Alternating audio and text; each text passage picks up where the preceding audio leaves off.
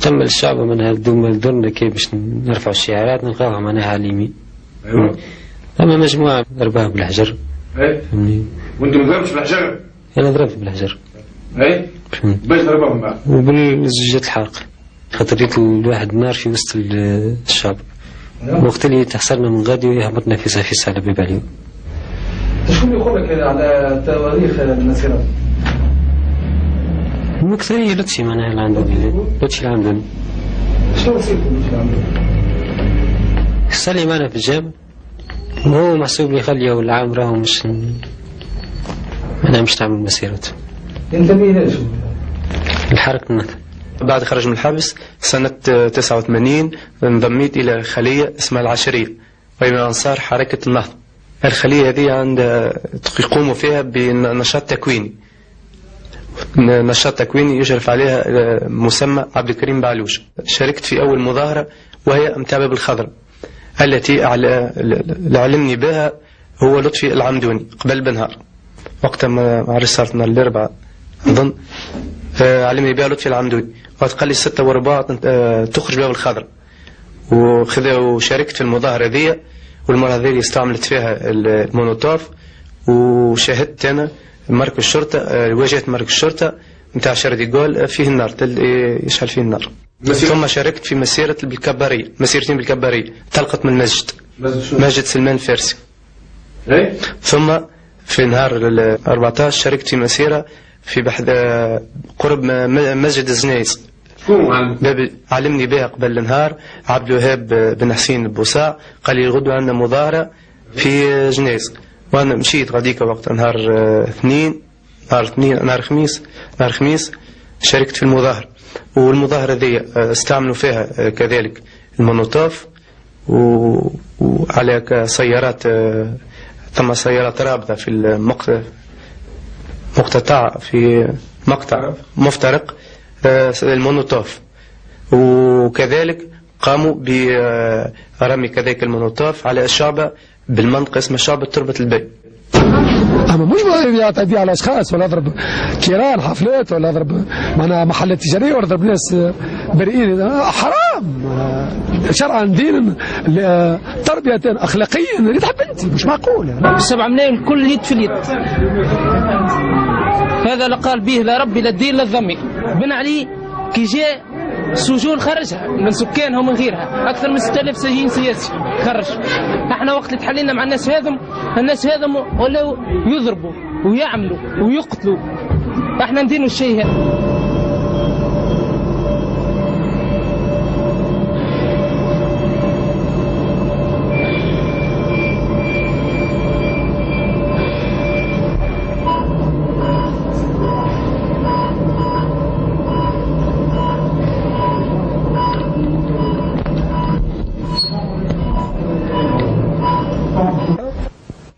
المساجد بيوت الله محراب الخشوع والصلاة حولوها إلى غرف عمليات لا ينطلق منها دعاة الخير والصلاح بل أبشع ما خطط له الإنسان لحرق أخيه الإنسان. مشيت النهار السبت ما بين المغرب وعشاء في جامع صاحب الطبع معناتها نلقى حلقة فيها عبد الغني بن نور وجلال سلومة ومحمد هادي نغاوي وصابر ومعناتها الحلقة هذه قالنا محمد هادي راهو باش يقع حرق لجنة التنسيق تاع باب سويقة وقال لنا معناتها اللي باش انتم باش تحرسوا المكان وتحملوا شارة خضراء وبما اني معناتها انا نقطن في حي التحرير قلت له ما نجمش نجي بكري معناتها قال لي انت نجم تبات في دار جلال سلومة معناتها وفات معناتها الحلقة ومشيت انا بت ليلتها في دار جلال سلومة معناتها في الحلقة قال لنا يلزمكم تجيو مع 5 بالضبط قدام لجنة التنسيق معناتها باش تحرسوا المكان. بت انا في دار جلال سلومة وخرجت من دار جلال مع انا وجلال مع 5 ومشينا لجنة التنسيق في باب سويق.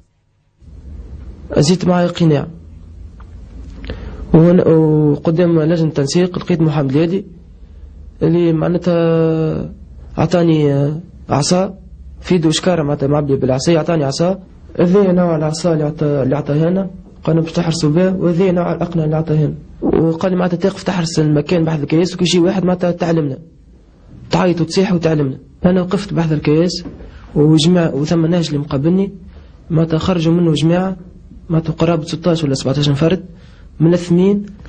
معناتها شفتهم يحملوا بدل من نوع هذايا نتاع ليسانس وفوق رؤوسهم كاسكيت كيف نتاع المينا كيف هذايا، ومعناتها يحملوا في أيديهم شارات أحمر معناتها ودخلوا للسقيفة معناتها باش معناتها يحرقوا. وقعدوا مدة معناتها وهبطوا يجريوا. سمعت معناتها أنا عياط وكل شيء وهبطوا يجريوا. كيف هبطوا يجريوا معناتها أنا هربت برفقة هذايا عبد الغني بالنور معناتها ودخلنا في زيقي حتى وصلنا باب العسل وتشدينا غاديك. نظمنا قبل ب3 أيام بدينا ننظموا فيها واجتمعنا وعلمنا عليها المشرف واجتمعنا وقررنا باش نشريو الماتريال اللازم الليسانس ولي كاسك ولي غون. واجتمعنا في الليلة الأولى في دارنا، الليلة الثانية في دار واحد آخر معنا اسمه محمد. الليلة الثالثة ما اجتمعناش، الليلة الثالثة قعدنا كل مجموعة وحدها اللي باش يباتوا مع بعضنا. رتبنا العملية وحتى الأشخاص اللي باش يشاركوا فيهم منتظمين وفيهم المتعاطفين مع الحركة. كيفاش تم توزيع الأدوار؟ توزيعها وقتها يعني كل شخص يتلاب واحد يطلع فوق وفلان وفلان وفلان والناس تقعد له مجموعتين. مجموعة تطلع للمقر ومجموعة تقعد له تحرس المجموعة الثانية الأولى. كنت حضرتوا الماتريال؟ أي حضرناه في النهار الثاني. شكون شراه الماتريال؟ شراه عماد. شكون شراه بالضبط؟ شرا لي كاسك.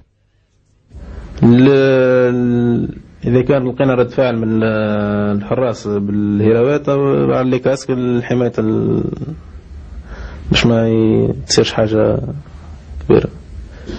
المندوات على البصمات ليسانس للحرق. ثم شرات استعملتوها في العملية؟ شارة حمراء للناس اللي باش تدخل المقر وشارة خضراء للناس اللي باش تقعد برا. طلقنا من الدار هزينا الماتريال واجتمعنا غادي حدا نهج قريب واقتحمنا المقر نتاع لجنة التجمع.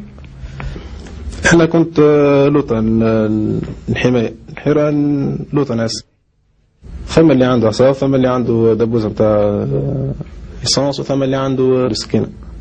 اقتحموا الناس الفوق دورهم باش يلقاو مقاومة من الحراس نتاع المقر باش يشيلوا لهم الحركة باش الناس باش تصب ليسانس. تجي عليها حرق مقر نتاع شابة وحرق أشخاص. علمني بها بعد سنة المغرب عبد الغني وقال لي تو يجيك فتحي معناتها للدار تو زيد معناتها يفسر لك مليح ويعلمك. قال لي معناتها باش مع الموعد 5 متاع الصباح والمكان معناتها في حمام سيدي الرصاص نهار الحد 5 متاع الصباح معناتها تجيب زنانة باش تتلثم بيه وتو تلقى معناتها جماعة عندهم معناتها إشارة خضراء وإشارة حمراء وغاديك يفرقوهم. تلقى معناتها اللي عنده إشارة زوز خضر هو معناتها اللي يختار الخضر، اللي عنده زوز أحمر هو معناتها اللي يختار الأحمر. وقع اختياري معناتها من قبل اللي عنده زوز إشارتين أحمر وعطاني إشارة حمراء. وهذا معناتها الخضر يقعدوا هما في الحماية الوطا والأحمر هما معناتها اللي يقتحموا. وكان معناتها دوري أمرني باش نقتحموا ساعة المكتب ونتلفوا الأوراق اللي فيه وتعرضوا للراجل. تعرضنا للراجل وكان معناتها في يدي عصا ضربته، منير ضربه بسكينة والآخر معناتها سمير معناتها كتفه، وفي الآخر عبد النبي ومحسن معناتها رماو زوجات حارقة في المكتب تاعو وهبط. فما معناتها مجموعة أخرى متكونة زادة من 6 ولا 7 أفراد طلعت لفوق معناتها هي مقسومين. معناتها ريتهم وقت اللي جيت مع ال5 معناتها كان عندهم بابز وكذا ومستعدين معناتها.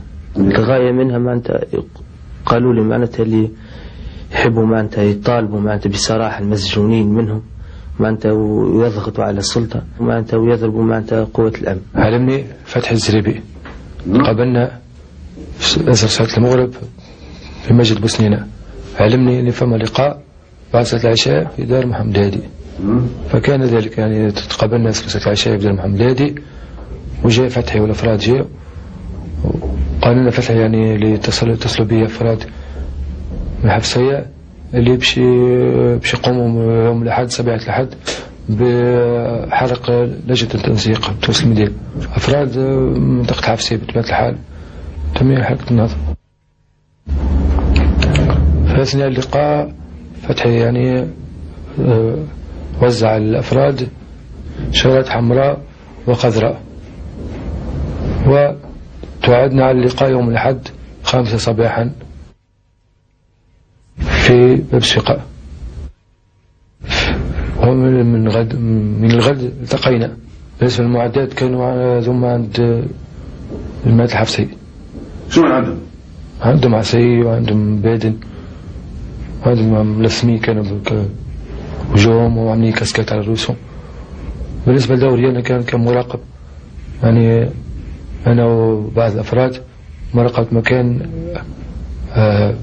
فما يجي دورية ولا أي شخص يجي تعلم الجماعة واحد يعلم واحد، جماعة اللي عاملين بون الأحمر هم اللي قاموا بعملية الاقتحام، بالنسبة اللي لابسين بالأخضر هم اللي كانوا مراقبين المكان.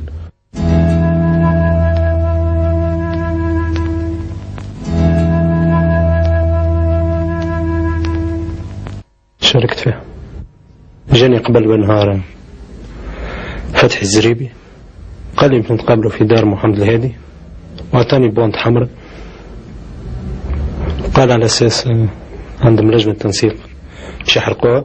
وافقتوا، تقابلنا 5 تاع الصباح. الجماعة اللي كانوا معايا عندهم كاسكات كيما ذي، لابسين كاسكات كيما ذي اللي طلعوا معايا، وأنا بسيفتي تولي السكينة ذي أنا رجلتها وهزيتها معايا، وعندي عصا كيما هذه، وكنت لابس كالسيتا ماسك كالسيتا. شو المهمة اللي أسند لك فيها العملية هذه؟ اقتحام المقر، ثاني الشارع الحمراء. ثم واحد يشرف عليهم اللي بالشارع الحمراء قال لي تقف في الباب باش تسلح سكينة. وقفت في الباب، ثم واحد من الحراس تاع المقر جاء خارج، رجعته بالمقبض نتاع السكينة. فين ضرب وين أصب؟ هنا ورزقه. ربي يجري دخل داخل. شكون اللي تلقاه واحد آخر. من بعد الراو كان في النهار شعلت فنسمع في الشخص هذا يعيط، سمعنا من لوطة يعيط وانسحاب. هربت، أعطيت السكينة لفتحي الزريبي وروحت.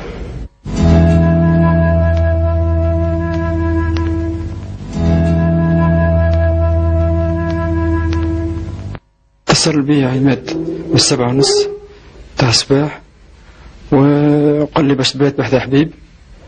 استفسرته على كيف شنو العمل، قال لي حرق الشعب. و جاته التعليمات عماد بتباع هو من الحركة، من حركة النهضة. أيوة. و قمت بحذا حبيب يعني ليلة العملية. و بات الحال 5:15 خرجنا من الدار. حبيب قداش هز من خوذة؟ حبيب 13-14 خوذة كيك. لازم باش الجماعة اللي باش يطلعوا الفوق باش يطلعوا لابسين شارات أحمر هم اللي باش يلبسوهم، واللي باش يحرسوا الوقت اللي يحملوا شارات أخضر هم اللي باش يبقوا لوت. هزيت عصا بدون